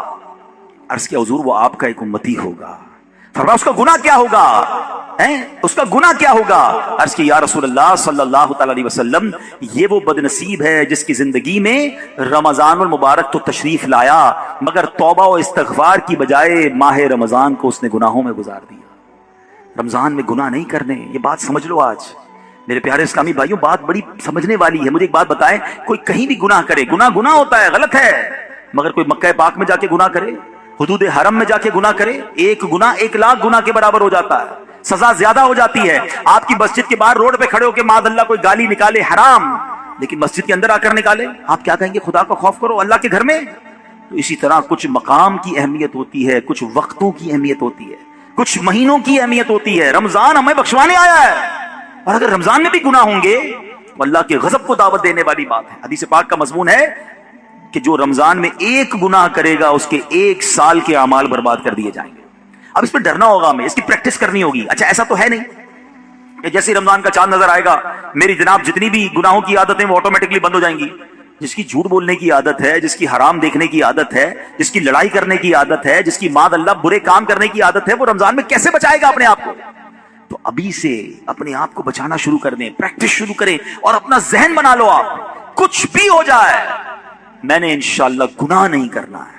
رمضان میں اپنے آپ کو گناہوں سے بچانا ہے. میرا موبائل اگر گناہوں کی طرف لے جاتا ہے مجھے موبائل نہیں چاہیے، میں بھلے وہ چھوٹا والا موبائل لے لوں یا کم از کم یہ پیجز اور یہ بہت سارے جو سافٹ ویئر اپنے موبائل سے نکال دوں، کیونکہ کہیں میرا موبائل ہی مجھے گناہ نہ کروا دے. مجھے نہیں کھولنا ٹی وی اگر میرے ہاتھ سے ریموٹ ہاتھ میں آتا اور میں کچھ غلط چیز دیکھتا ہوں. مدنی چینل دیکھیں سبحان اللہ. ہر اس دوستی سے، ہر اس کمپنی سے، ہر اس صحبت سے مجھے بچنا ہے کہ جہاں بیٹھتا ہوں تو غیبتیں ہوتی ہیں، جہاں بیٹھتا ہوں تو جناب گناہ ہوتے ہیں. مجھے نہیں جانا بھائی. ایک گناہ اور 1 سال کے اعمال برباد. پتہ چلا لوگ رمضان میں نیکیاں کر کے بخشش پا رہے ہوں اور میں اپنی بری عادتوں کی وجہ سے مار کھاؤں. یہ بہت سخت عذاب ہے. دیکھیں آپ نے سنا نا کہ 1000 سال تک وہ الامان پکارتا رہے گا مگر اس کی پکار نہیں سنی جائے گی. ایک اور واقعہ آپ نے سنا ہوگا، امیر اہل سنت نے فیضان رمضان میں لکھا کہ مولا علی شیر خدا کرم اللہ تعالی وجہ الکریم نے ایک مردے کے حالات دیکھے، اسے آگ میں جلایا جا رہا تھا. وہ پکارنے لگا اے علی مجھے بچائیے، میری سفارش کیجیے. مولا علی شیر خدا ہیں، اللہ کی بارگاہ میں عرض کرتے ہیں مولا اس کو بخش دے. ارشاد ہوتا ہے اے علی تو آپ اس کی سفارش نہ کریں. کہ یا اللہ کیا وجہ ہے؟ کہ یہ وہ شخص ہے جو رمضان میں روزے تو رکھتا تھا مگر رمضان کی رات گناہوں سے باز نہیں آتا تھا. مولا علی کو سفارش سے روک دیا گیا. بہرحال آپ سوچیں تو روزے رکھ کر گناہ کرنے والے کا حال ہے جو روزہ ہی نہیں رکھتا، اس کا کیا ہوگا؟ تو خدا را یہ مہینے میں قدر کرنی ہے. یہ مہینہ میری اور آپ کی بخشش کے لیے آیا ہے. یہ ہمارے اعمال نامے کو بہت زیادہ انشاءاللہ امپروو کرنے کے لیے آیا ہے. اللہ کرے کہ ہم اس مہینے کے بارے میں سوچیں. ایک اور انداز میرے آقا کا کیا تھا، بی بی عائشہ صدیقہ رضی اللہ تعالیٰ عنہا فرماتی ہیں جب رمضان کا مہینہ تشریف لاتا تو پیارے آقا علیہ الصلوۃ والسلام عبادت پر کمر باندھ لیا کرتے ہیں. نبی پاک عبادت تو ویسے بھی بڑی فرمایا کرتے تھے مگر رمضان میں اسپیشل میرے آقا علیہ الصلوۃ والسلام اور زیادہ عبادت کرتے، نوافل بڑھا دیتے، ذکر و اذکار بڑھا دیتے، دعائیں بڑھا دیتے. تو ہمیں بھی رمضان میں پلان کرنا ہے کہ میں نے انشاءاللہ تلاوت قرآن کرنی ہے، میں نے رمضان میں اتنے نوافل پڑھنے ہیں، میں نے انشاءاللہ اتنے درود پڑھنے ہیں، میں نے آپ فضول کاموں سے بچنے لگ جائیں آپ کی ویسے ہی ٹائم میں بڑی برکت ہو جانی ہے. اچھا رمضان المبارک میں پیارے آقا کا ایک اور انداز، نبی پاک رمضان میں 20 رکعت تراویح پڑھتے تھے. یاد رہے کچھ لوگ 20 رکعت میں ڈنڈی مار رہے ہوتے ہیں، وتر بھی ادا فرماتے، 20 رکعت پوری ادا فرماتے. پیارے آقا نے 20 رکعت تراویح نبی پاک نے نماز تراویح با جماعت پابندی سے ادا نہ فرمائی، صرف 2 دن ادا کی اور پھر سبحان اللہ ہم پر کتنی بڑی مہربانی کی. آپ فرماتے ہیں کہ اگر اس پر پابندی کی گئی تو فرض ہو جانے کا اندیشہ ہے، میری امت کے لیے دشوار ہو جاتی، اس لیے آپ نے جماعت کی پابندی نہ فرمائی. البتہ 20 رکعتیں نبی پاک نے پڑھی اور پھر آپ کے بعد حضرت عمر رضی اللہ تعالیٰ عنہ نے باقاعدہ 20 رکعت نماز تراویح کی جماعت کا اہتمام کیا. تو آج پوری دنیا میں مسلمان تراویح پڑھتے ہیں مگر وہ لوگ ایک نیا ٹرینڈ چلا ہے، 3 روزہ تراویح، 5 روزہ تراویح، 7 روزہ تراویح. غلط نہیں ہے یہ، مگر اس میں ایک احتیاط یہ کرنی ہے کہ جو بھی لوگ یہ انتظام کرتے ہیں وہ حافظ صاحب سے بھی کہہ دیں اور حافظ صاحب سے بھی میری گزارش ہے کہ پراپر قرآن پڑھیں. ہم قرآن سننے کے لیے جمع ہوتے ہیں، کوئی ایوارڈ نہیں چاہیے. اتنا ماشاءاللہ 10 پارے بھی 4 پارے بھی پڑھ رہے ہیں اور 10 بجے فارغ بھی کر رہے ہیں، بڑے اسپیڈ میں پڑھتے ہیں. وہ اسپیڈ میں پڑھ رہے ہیں، قرآن پڑھنے کا ثواب مل بھی رہا ہے کہ نہیں؟ ٹھیک ہے نا، کچھ سمجھ ہی نہیں آ رہا تلاوت کیا ہو رہی ہے. تو یہ کوئی ریس نہیں لگی ہوئی، اللہ کا کلام ہے، اس کے آداب ہیں، اس کی جناب کوئی طریقہ کار ہے، اس کی پروناؤنسیشنز ہیں. بعض اوقات مخارج کی غلطی اور صحیح طریقے سے نہ پڑھنا ثواب کی بجائے گناہ ہوتا ہے. تو پڑھنے والے بھی احتیاط کریں اور ایسی جگہ ہی جا کر پڑھیں کہ جہاں صحیح معنوں میں صحیح تلفظ کے ساتھ تلاوت ہوتی ہو. لیکن اگر کوئی 3 روزہ 5 روزہ 7 روزہ تراویح پڑھتا ہے ٹھیک ہے, اگر صحیح تلاوت ہوئی اور آپ کی نماز ہو گئی اوکے, عاشقان رسول کے ساتھ آپ نے پڑھی ماشاءاللہ. لیکن اس کا مطلب یہ نہیں کہ آپ نے 3 روزہ ختم قرآن کر لیا, 5 روزہ ختم قرآن کر لیا, پورا مہینہ چھٹی ہو گئی. چاند رات تک, جب تک چاند نظر نہیں آتا اس سے پہلے آپ نے روزانہ تراویح پڑھنی ہے. سنت موقدہ ہے. کچھ لوگ سمجھتے تراویح نہیں پڑھی تو کوئی گناہ نہیں ہے. نہیں, تراویح سنت موقدہ ہے. سیدی اعلیٰ حضرت فرماتے ہیں سنت موقدہ کے ترک کی عادت بنا لینا گناہ ہے. اور میں نے آپ کو پہلے بتایا آج بیان کے شروع میں, ہر سجدے پر 1500 نیکیاں ہیں. تو سستی تو کرنی نہیں ہے. 20 رکعتوں کے بعد تراویح کے وتر کے بعد نفل بھی پڑھنے ہیں. اللہ کرے سحری میں اٹھے تو تہجد بھی پڑھیں. ہر سجدے پر نیکیاں ہیں. تو ہمیں تو اور عبادت کرنی ہے, نہ کہ عبادت سے جی چرانے کے, دور بھاگنے کے فارمولے اختیار کریں. نبی پاک کا ایک اور بڑا پیارا انداز, میرے آقا جب جبریل امین پیارے آقا کے پاس آتے نا تو نبی پاک جبریل امین کے ساتھ قرآن کا دور فرمایا کرتے. ہائے ہائے, ہم میں سے بہت سارے وہ لوگ جو تلاوت کرتے ہیں, اچھی بات ہے, مگر یہ دور والی سنت بھی عمل ہونی چاہیے. 2 دوست بیٹھ جائیں, میں پہلے آپ کو قرآن سناتا ہوں پھر آپ سنائیں. اللہ کرے زبانی یاد ہو تو زبانی سنائیں, ورنہ پڑھ کے سنا دیں. گھر میں میاں بیوی کر سکتے ہیں, باپ بیٹا کر سکتے ہیں, بھائی بہن, پردے کے جو بھی معاملات فیملی کے ہیں وہ دیکھ کر اگر گھر میں بھی اپنے ساتھ بیٹھ کر دور کریں اور یاد کریں وہ کیسا منظر ہوگا جب جبریل امین اور نبی پاک قرآن کا دور فرمایا کرتے. اور ایک خاص کام نبی پاک کا یہ ہوتا کہ رمضان میں, ویسے تو میرے آقا سے بڑھ کر سخی کون ہے, مگر رمضان میں میرے آقا خوب سخاوت فرماتے, ہر آنے والے کو عطا فرماتے. راوی لکھتے ہیں ایسی سخاوت ہوتی کہ جیسے تیز آندھی چلتی ہے اس سے زیادہ نبی پاک کی سخاوت جو ہے وہ جاری رہتی. تو ہمیں بھی چاہیے کہ ماہ رمضان میں ہم سخاوت کریں, اپنے دسترخوان کو بھی وسیع کریں, اور لوگوں تک بھی جناب جو مسلمان پریشان ہیں ان تک جناب آپ مدد پہنچائیں یہاں جس سے جتنا بن سکے. ایک بات یاد رکھیے گا, جب بھی بات سخاوت کی آتی ہے نا تو ذہنوں میں یہ بات آتی ہے کہ جناب یہ تو امیروں کا کام ہے. یہ بھول ہے ہماری. سخاوت جو ہے نا وہ ایکچولی دل کی غنا کا نام ہے. کوئی بے شک 1 روپیہ دے اللہ کی راہ میں, اخلاص کے ساتھ دے, اپنی حیثیت کے مطابق دے رہا ہے, ہو سکتا ہے اس کے 1 روپیہ کسی کے لاکھ روپے سے بڑھ جائے. حدیث پاک میں بھی ہے, ایک حدیث پاک کا مضمون ہے کہ 1 لاکھ سے بڑھ گیا. صحابی نے کہا حضور 1 لاکھ سے کیسے بڑھ گیا؟ تو کچھ اس طرح ارشاد فرمایا کہ ایک شخص آیا جس کے پاس 2 دینار تھے یا 2 درہم تھے, اس نے وہ 1 اللہ کی راہ میں دے دیا, اور ایک آیا جس کے پاس لاکھوں تھے, وہ لاکھوں میں سے اس نے 1 لاکھ دیا. تو بتائے نا زیادہ بڑا سخی کون ہوا؟ 2 میں سے 1 دے دیا, 50% دے دیا, تو اصل سخی تو وہ ہوا. تو اللہ کی بارگاہ میں دل دیکھا جاتا ہے, یہ نہ دیکھو میں کتنی کوانٹٹی دے رہا ہوں, مگر آپ یہ سوچ لو کہ اپنی حیثیت کے مطابق میں نے سخاوت کرنی ہے. اور ویسے ہی لوگ بڑے پریشان ہیں, یہ دن ہے سخاوت کرنے کے. کسی کا دسترخوان اچھا کر دیں, کسی کی جناب افطاری سحری اچھی کر دیں, کسی کے بچوں کی عید اچھی کر دیں. ہمارا ایک اور بڑا پرابلم ہے کہ بعض اوقات ہم روڈ پر مانگنے والوں کو تو بہت کچھ دے رہے ہوتے ہیں, لیکن گھروں میں لوگ بڑے پریشان ہیں, تو ہمیں سفید پوش لوگوں کو تلاش کر کے. اچھا اب یہ بھی جب کہتا ہوں تو لوگ کہتے ہیں یار سفید پوش کہاں سے ملیں گے؟ بھائی آج کے دور میں جس کی آمدنی 40-50 ہزار سے کم ہے وہ پریشان ہی ہے, وہ ہینڈ ٹو ماؤتھ ہے, اس کا پورا نہیں ہو رہا. اللہ نے اگر کسی کو نوازا ہے تو بن مانگے. ایک بڑا عجیب انداز بھی آج ہو گیا ہے, بھائی کوئی ضرورت ہو تو مانگ لینا. کہاں سے مانگے گا؟ جس نے ساری زندگی جمعے کی نماز پڑھ کے خود ہی کچھ نہ کچھ چندہ دیا تھا, اب اس کے پیسے کم ہو گئے ہیں, وہ کیسے مانگے گا؟ کبھی مانگا ہی نہیں اس نے. آپ کیوں کسی کو مانگنے پر مجبور کر رہے ہیں کہ مجھ سے مانگ لینا میں دے دوں گا؟ نہیں, مجھے اور آپ کو رب بن مانگے دے رہا ہے. ہم لوگوں کو کہہ رہے ہیں ہم سے مانگے. ہم خود دیکھ لینا ہمارے ملازمین میں, ہمارے پڑوسیوں میں, ہمارے رشتہ داروں میں جو اس لیول کے لوگ ہیں, اور اگر اللہ نے آپ کو دیا ہے تو بن مانگے دینے کی عادت ڈالیں. خوشی خوشی ان کے گھر پہ سامان بھجوا دیں, راشن بھجوا دیں, کیش بھجوا دیں. ان کے چہرے پہ مسکراہٹ آپ دیکھیے گا. کبھی زندگی میں وہ نہیں مانگیں گے, وہ قرضہ لے لیں گے, مگر کبھی کسی سے مانگیں گے نہیں, کیونکہ مانگنا ان کو کبھی آیا ہی نہیں. اللہ ان کو کبھی مانگنے کی نوبت میں نہ لائے, اللہ ہمیں بھی نہ لائے. اللہ سے ہم دعا کرتے ہیں کہ اے مولا ساری زندگی دینے والا بنائی رکھنا, کبھی مانگنے کی نوبت نہ آئے. اللہ ہاتھ اوپر والا عطا فرما, کبھی پھیلانے والا ہاتھ عطا نہ فرما. اللہ کے آگے ہاتھ پھیلائیں گے, اللہ کبھی مخلوق کے سامنے یہ نوبت نہ لائے. لیکن ہمیں بھی یہ خیال رکھنا چاہیے کہ جن کو اللہ نے نوازا ہے وہ اپنے مسلمان بھائیوں کی خیر خواہی کریں. تو بہرحال میرے پیارے اسلامی بھائیوں, باتیں تو بڑی ہوئی کہ ماہ رمضان میں گناہوں سے بچنا ہے, ماہ رمضان میں عبادت کرنی ہے, ماہ رمضان میں تلاوت کرنی ہے, ماہ رمضان کے ایک ایک لمحے کو استعمال کریں. جیسا کہ میں نے کہا کہ افطار کا وقت بڑا مبارک ہے, اس وقت دعائیں کریں. تہجد پڑھنا بڑا آسان ہو جاتا ہے رمضان میں. جب بھی سحری کے لیے اٹھیں آپ پہلے وضو کر کے 2 رکعت 8 رکعت تک تہجد پڑھی جا سکتی ہے, 8 پڑھ لیں, ورنہ کم از کم 2 رکعت پڑھیں. کچھ دیر دعا کریں, خاص قبولیت کا وقت ہے. اور پھر آپ سحری وغیرہ گھر والے مل کر کر لیں. اور سبحان اللہ پاکستان میں تو ایک اور بڑی نعمت ہمیں یہ حاصل ہے کہ دعوت اسلامی نے وہ کمال کیا جو صدیوں پہلے سے کوئی ایسی بات ہمیں سننے کو نہیں ملتی. ہاں میرے آقا علیہ الصلوۃ والسلام نے زندگی میں ایک بار پورے مہینے کا اعتکاف فرمایا تھا. اللہ سلامت رکھے میرے پیر و مرشد کو. کیا شاندار طریقہ دیا ہے کہ جس سے ممکن ہو کہ مجھے رمضان میں گناہ نہیں کرنے. جو یہ چاہتا ہے کہ پورا رمضان میں برکتوں والا پالوں تو کیا شاندار فارمولہ دیا کہ پورے مہینے کا اعتکاف دعوت اسلامی نے کئی سالوں سے شروع کیا ہوا ہے اور ہزاروں ہزار اسلامی بھائی دنیا بھر میں پورے مہینے کے اعتکاف میں بیٹھتے ہیں. اور عالمی مدنی مرکز کے اعتکاف کی تو کیا بات ہے, دنیا کے کتنے ملکوں سے لوگ آتے ہیں اور قبلہ شیخ طریقت امیر اہل سنت بھی وہاں جلوہ فرما ہوتے ہیں. تو آپ میں سے جن سے بن پڑے زندگی میں کوئی ایک رمضان تو ایسا ہو کہ ہم پورا مہینہ اللہ کے گھر میں بیٹھ جائیں. اور پھر اعتکاف کی تو کیا شان ہے. نبی پاک فرماتے ہیں من اعتکف ایمانا واحتسابا غفر له ما تقدم من ذنبه. آقا فرماتے ہیں جو ایمان کی حالت میں ثواب حاصل کرنے کے لیے اعتکاف کرے اس کے پچھلے سارے گناہ معاف کر دیے جاتے ہیں. تو آخری عشرے کے اعتکاف کی تو شان ہی نرالی ہے. پورا مہینہ نہیں تو آخری عشرے کا اعتکاف کریں. کیوں کہ ایک رات ہے, ہاں وہ بڑی کمال کی رات ہے. قرآن پاک میں رمضان کا تو ذکر آیا نا, اس رات کے لیے تو پوری سورت آئی ہے سورہ قدر کے نام سے.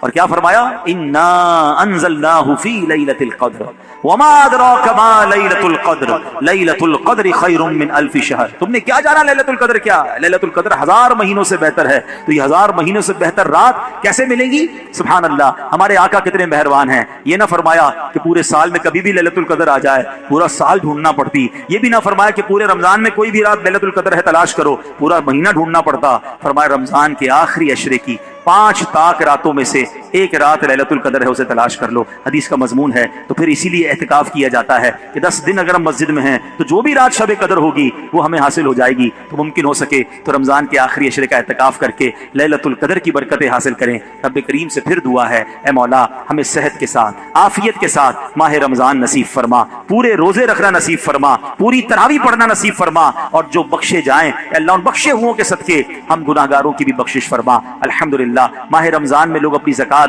اپنے عطیات دیتے ہیں. پہلے اپنے غریب رشتہ داروں کا خیال رکھیں, یہ ان کا حق ہے. اور اس کے بعد میری گزارش ہے, عاشقان رسول کی عظیم تحریک دعوت اسلامی, وہ تنظیم جس نے دنیا بھر میں کمال کر دکھایا ہے, لاکھوں لاکھ حافظ قرآن اور جناب ناظرہ قرآن پڑھنے والے فارغ کیے. آج ماشاءاللہ کورنگی میں میرے ساتھ بائیں طرف 80 بچے ہیں. اسی مسجد میں لگنے والے مدرسۃ المدینہ مدرسہ اجمیر فیضان اجمیر مدرسے میں ان 80 بچوں نے ناظرہ قرآن ختم کیا ہے. انشاءاللہ ابھی اجتماع کے بعد ان کی اسناد کی تقسیم بھی ہوگی. تو آپ سوچیں کہ ابھی کیلکولیشن ہم کر رہے تھے کہ دعوت اسلامی جو ہے اس نے اب تک 5 لاکھ کے قریب حافظ قرآن اور ناظرہ پڑھنے والے فارغ کر دیے ہیں.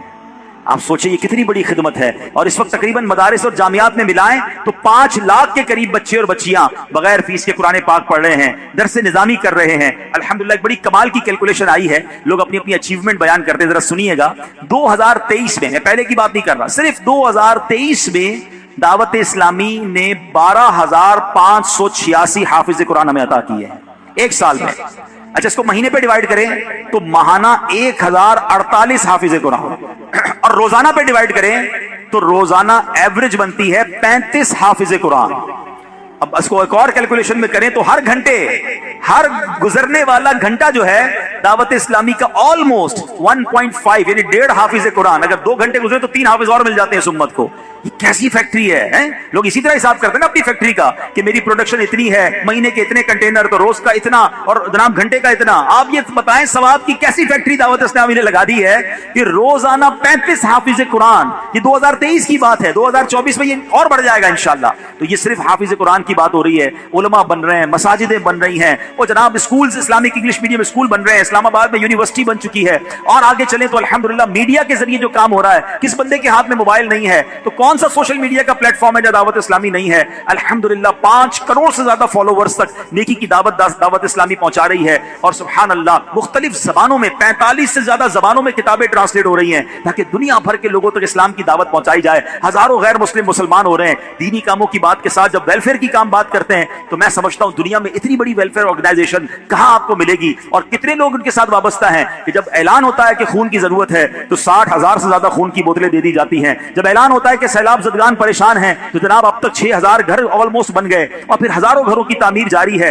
اربوں روپے کی امداد ہے. ترکیہ ہو, شام کا زلزلہ ہو, فلسطین کے مسلمانوں کی مدد ہو. الحمدللہ دعوت اسلامی کا شعبہ FGRF آپ کو ہر جگہ خدمت کرتا ہوا نظر آتا ہے. تو ایسی تحریک جو ہمیں حافظ بھی دیتی ہو, عالم بھی دیتی ہو, امام بھی دیتی ہو, امت کو رہنما بھی دیتی ہو, اور جب وقت پڑے تو خون بھی دیتی ہو, مشکل وقت آ جائے تو غریب مسلمانوں کی امداد بھی کرتی ہو, مصیبت زدوں کی امداد کرتی ہو, تو ایسی تحریک کا ہم کیوں نہ ساتھ دیں. سچی بات تو یہ ہے کہ ہمارے پیسوں کا نصیب جاگتا ہے, ہمارے پیسوں کا بھاگ جاگتا ہے کہ ہمارے پیسے اتنے بڑے عظیم کام میں لگ جائیں. تو نہ صرف رضا مسجد میں موجود عاشقان رسول, دنیا بھر کے وہ اسلامی بھائی جو مجھے اس وقت لائیو سوشل میڈیا پہ سن رہے ہیں یا بعد میں اس بیان کو دیکھیں, خدا را اپنی دعوت اسلامی کا دل کھول کر ساتھ دیں. اپنی آخرت کا اس میں آپ سمجھے کہ سامان کر رہے ہوں گے کہ نہ جانے میرے پیسوں سے کوئی حافظ بن گیا, کوئی عالم بن گیا, جناب کسی دکھیارے مسلمان کی مدد ہو گئی اور قیامت کے دن وہی میری مغفرت کا ذریعہ بن گیا. تو اپنی زکات میں, اپنے عطیات میں, رمضان میں جو عید کا فطرہ دیں, ان تمام چیزوں میں دعوت اسلامی کو ضرور آپ نے اس کو کنسیڈر کرنا ہے, اس کا ساتھ دینا ہے.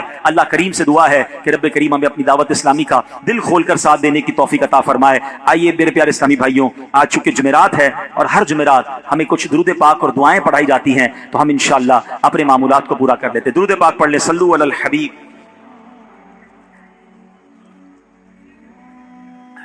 بزرگوں نے فرمایا جو شخص ہر شب جمعہ اور جمعرات کی درمیانی رات یہ درود شریف پابندی سے کم از کم ایک مرتبہ پڑھے, موت کے وقت سرکار مدینہ صلی اللہ علیہ وسلم کی زیارت کرے گا, اور قبر میں داخل ہوتے وقت بھی یہاں تک کہ وہ دیکھے گا کہ سرکار مدینہ صلی اللہ علیہ وسلم اسے قبر میں اپنے رحمت بھرے ہاتھوں سے اتار رہے ہیں.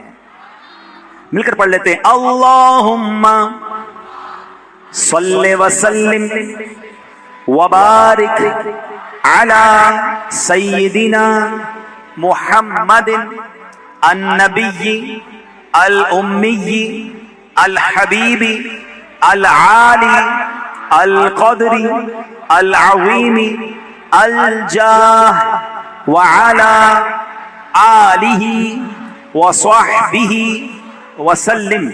حضرت انس رضی اللہ تعالیٰ عنہ سے روایت ہے کہ تاجدار مدینہ صلی اللہ علیہ وسلم نے فرمایا جو شخص یہ درود پاک پڑھے, اگر کھڑا تھا تو بیٹھنے سے پہلے اور بیٹھا تھا تو کھڑے ہونے سے پہلے اس کے گناہ معاف کر دیے جائیں گے. مل کر پڑھ لیں. اللہم صلی علی سیدنا و مولانا محمد وعلی آلہ وسلم. جو یہ درود پاک پڑھتا ہے اس پر رحمت کے 70 دروازے کھول دیے جاتے ہیں.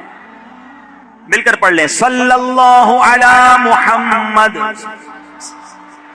علامہ احمد سعدی رحمۃ اللہ تعالی بعض بزرگوں سے نقل کرتے ہیں اس درود شریف کو ایک بار پڑھنے سے 6 لاکھ درود شریف پڑھنے کا ثواب حاصل ہوتا ہے. مل کر پڑھ لیں. اللہم صلی علی سیدنا محمد عدد ما فی علم اللہ صلاۃ دائمۃ بدوام ملک اللہ. ایک دن ایک شخص آیا تو نبی پاک علیہ الصلوۃ والسلام نے اسے اپنے اور صدیق اکبر رضی اللہ تعالیٰ عنہ کے درمیان بٹھا لیا. اس سے صحابہ کرام کو حیرت ہوئی کہ یہ کون بڑے مرتبے والا شخص ہے. جب وہ چلا گیا تو نبی پاک علیہ الصلوۃ والسلام نے فرمایا یہ جب مجھ پر درود پاک پڑھتا ہے تو یوں پڑھتا ہے. مل کر پڑھ لیں. اللہم صلی علی محمد کما تحب وترضى لہ. شافع امم صلی اللہ علیہ وسلم کا فرمان ہے جو شخص یوں درود پاک پڑھے اس کے لیے میری شفاعت واجب ہو جاتی ہے. اللہم صلی علی محمد وانزلہ المقعد المقرب عندک یوم القیامہ. حضرت ابن عباس رضی اللہ تعالیٰ عنہ سے روایت ہے کہ سرکار مدینہ صلی اللہ علیہ وسلم نے فرمایا اس کو پڑھنے والے کے لیے 70 فرشتے 1000 دن تک نیکیاں لکھتے ہیں. مل کر پڑھ لیں. جزا اللہ عنا محمدا ما ہوا اہلہ. فرمان مصطفیٰ صلی اللہ علیہ وسلم جس نے اس دعا کو 3 مرتبہ پڑھا گویا اس نے شب قدر حاصل کر لی. مل کر پڑھتے ہیں. لا الہ الا اللہ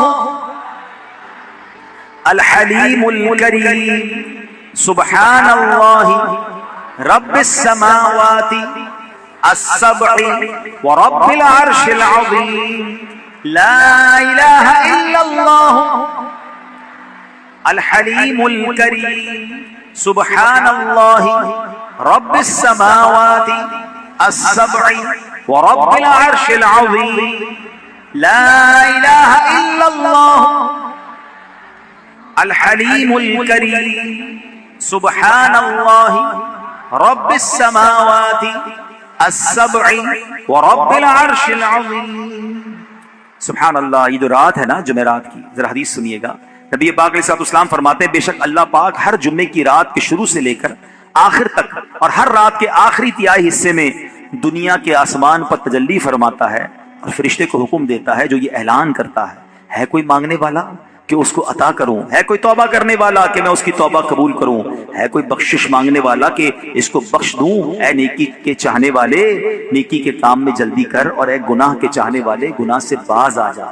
جمعے کا دن کا ایک وظیفہ بھی ہے کہ نبی پاک علیہ السلام نے فرمایا جو شخص جمعے والے دن فجر کی نماز سے پہلے 3 مرتبہ استغفر اللہ الذی لا الہ الا هو واتوب الیہ پڑھے اس کے گناہ بخش دیے جائیں گے اگرچہ سمندر کی جھاگ سے زیادہ ہوں.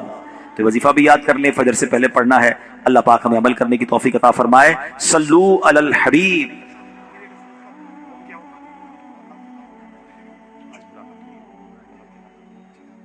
ماشاءاللہ آپ سب کے لیے خوشخبری یہ ہے کہ آج روحانی علاج کا بستہ لگا ہوا ہے، اسٹال لگا ہوا ہے. تعویذات عطاریہ میں استخارہ، ہیپاٹائٹس، ABC کا اتارا وغیرہ کی ترکیب ہے. اور آج انشاءاللہ جو لوگ اس روحانی علاج کے اسٹال پہ جائیں گے نا تو ان کو امیر اہل سنت کا دم کیا ہوا پانی بھی پیش کیا جائے گا. سبحان اللہ. کورنگی نمبر 4 فیضان اجمیر جو مدرسہ ہے مدرسۃ المدینہ، اس کے 104 بچوں نے ناظرہ اور حفظ مکمل کرنے کی سعادت حاصل کی ہے.